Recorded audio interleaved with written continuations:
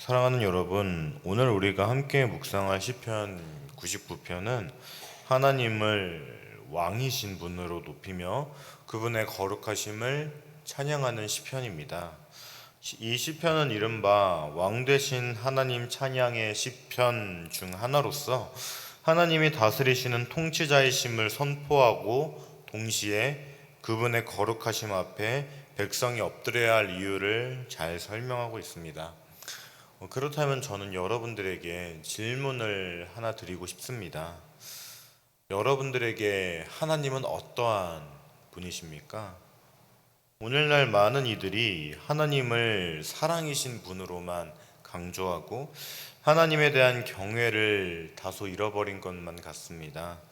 하나님을 친구처럼 여기되 경외심 없이 대하며 하나님의 거룩하심보다는 자신의 편안함과 만족에 초점을 맞춘 신앙을 살아가는 세대입니다.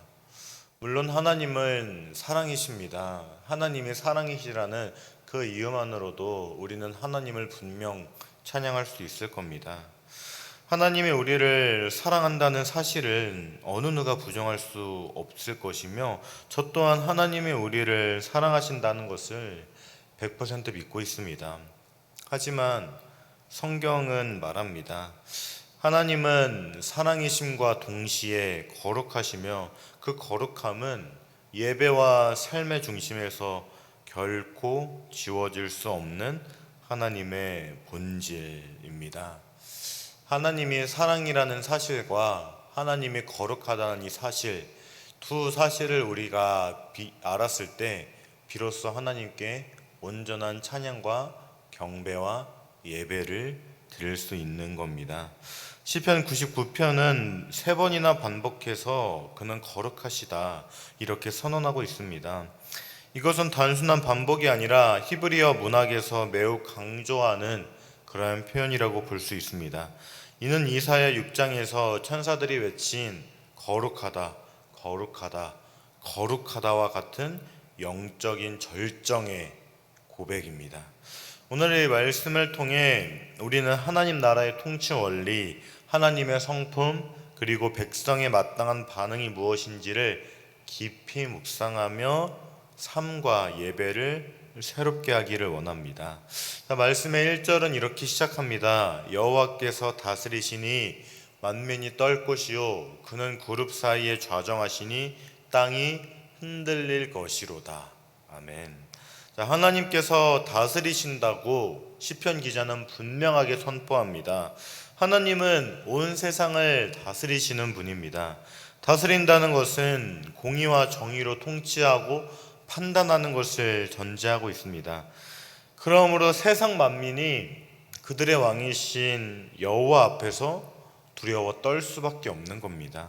이 말씀은 단지 형이상학적인 선언이 아닙니다. 하나님은 지금도 만물을 다스리고 계시는 우리의 왕이십니다. 세상의 모든 권세자와 정치 권력 위에 하나님이 계십니다. 인간의 손에 세상이 있는 것 같지만 실제로는 하나님의 주권이 이 세상을 통치하고 있는 겁니다. 이 하나님은 그룹 사이에 좌정하신 분이라고 표현하죠. 이는 구약의 지성소에 있던 언약궤 위에 좌정하시는 하나님의 모습을 떠오르게 합니다. 하나님은 먼 하늘 위에 떠 계신 추상적인 분이 아니라 우리의 백성 가운데 임재하시며 통치하시는 왕이라는 겁니다. 또한 2절은 이렇게 말합니다. 여호와께서 시온에서 크시고 모든 민족보다 높으시도다. 여호와는 시온 곧 하나님의 백성과 함께 하시며 열방 위에 군림하시는 분입니다. 하나님은 온 세상이 감당하기에도 부족하신 위대한 분입니다. 이처럼 위대하신 분이 보잘것없는 시온에 거하십니다. 그러므로 하나님의 시온의 임하심은 단지 주의 백성들에게만 영향을 끼치는 것이 아니라 온 세상에 영향을 끼치는 매우 위대한 사건입니다.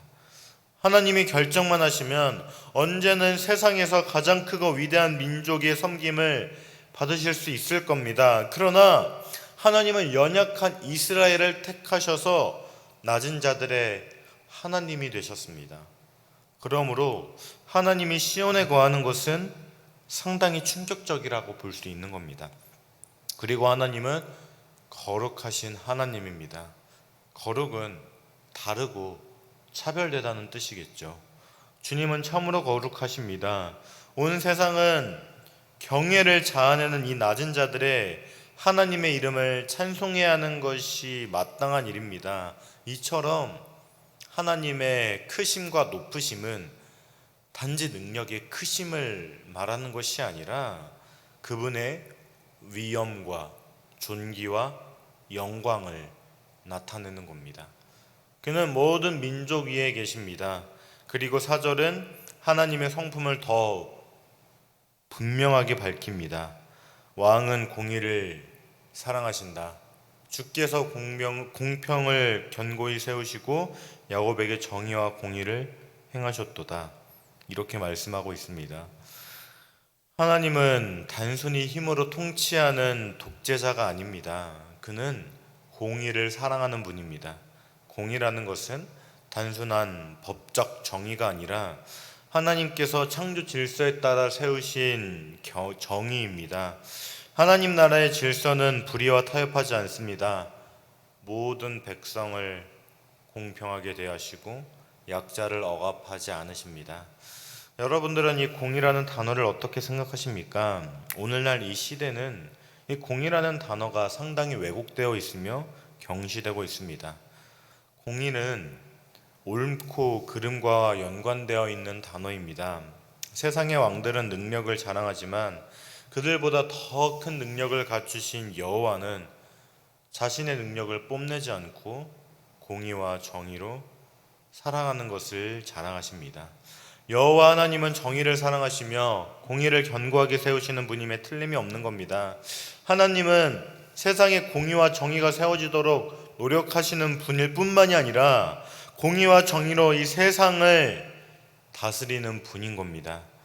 불법과 편법이 오히려 지혜처럼 여겨지는 이 세상에서 우리는 이 하나님의 공의를 다시금 기억해야 할 겁니다. 하나님은 정의와 공평을 사랑하시며 그것을 견고하게 세우시면 왕이라는 겁니다. 우리는 이 사실을 굳게 믿고 붙들어야 합니다. 또한 5절은 너희는 여호와 우리 하나님을 높이고 그 발등상 앞에서 경배할지어다. 그는 거룩하시도다. 이렇게 고백하고 있습니다.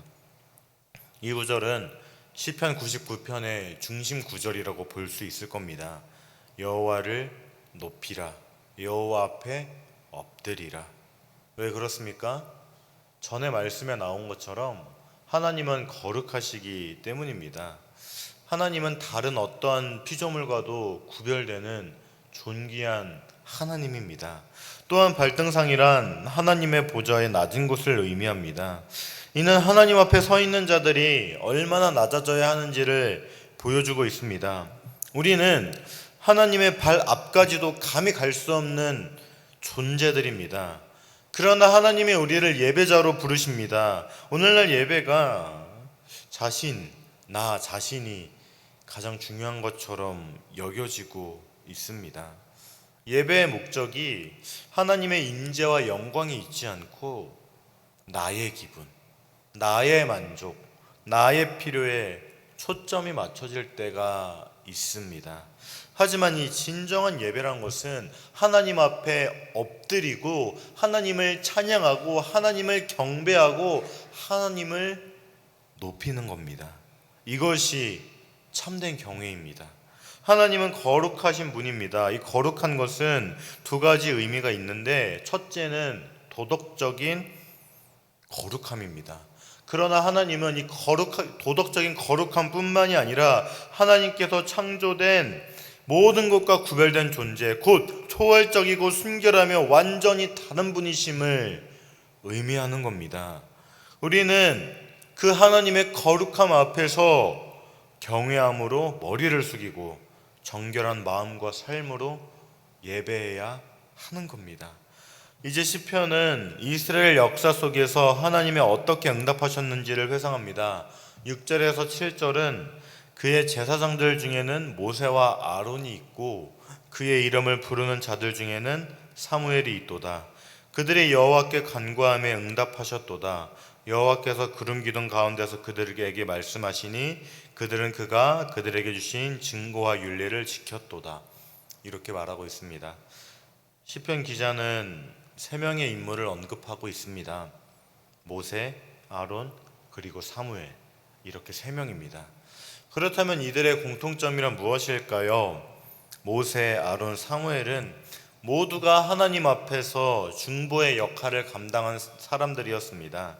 그들은 백성의 죄를 대신해서 간구했고 하나님께서는 응답하셨습니다. 특히 평생 이스라엘을 위한 기도를 멈추는 죄를 범하지 않겠다고 했던 이 사무엘은 주님께 부르짖는 사람들의 상징이었습니다. 그리고 하나님께서는 그들의 기도에 응답하셨습니다. 이 말씀은 하나님이 자기 종들의 기도를 들으시고 너그럽고 자비로운 분이시며 앞으로도 계속 주의 백성들의 기도를 들으실 것이라는 것을 암시하고 있습니다. 그리고 하나님은 자기 백성들에게 증거와 율례를 주셨습니다. 이는 출애굽 때 이스라엘에게 율법을 주는 이 사건을 상기시키는 표현입니다.